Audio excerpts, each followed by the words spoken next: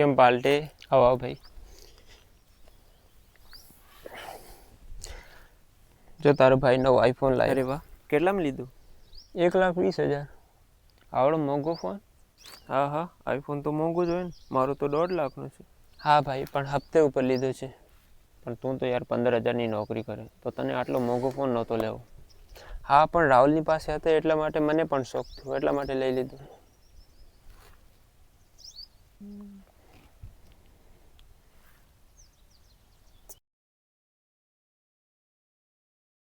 નારાયણ વાસુદેવ.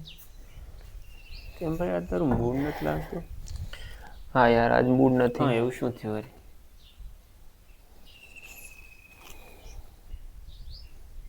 તું કંઈક કહીશ તો ખબર પડશે યાર. યાર, જે 2 મહિના પહેલાં મેં આઈફોન લીધો હતો એના હપ્તા ભરવા હવે ઘણું મુશ્કેલ થાય છે. કેમ?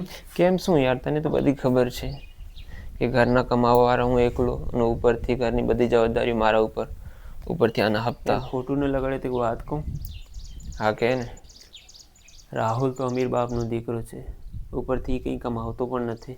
અને એને જોઈને તે પણ દેખાદેખી કરી. એ ન વિચાર્યું કે એની પરિસ્થિતિ અને આપણી પરિસ્થિતિ અલગ છે. યાર, તારી એકની વાત નથી. ઘણા બધા લોકો આમ તો સુખી જ હોય છે, પણ બીજાની દેખાદેખી કરવા જતાં પોતે દુઃખી થાય છે અને પોતાના પરિવારને પણ દુઃખી કરે છે. સપના મોટા જોવા જ જોઈએ, આમાં ના પણ નથી. પણ આ વાતને પણ ધ્યાનમાં રખાય કે આજે આપણે કઈ પરિસ્થિતિનો સામનો કરવો પડે છે. સોરી ભાઈ યાર. ના ના, આમાં શું સોરી. યાર, બીજી વાર આવું નહીં થાય.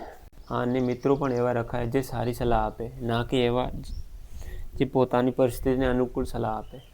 સમજો? હા, પણ હવે શું કરું યાર?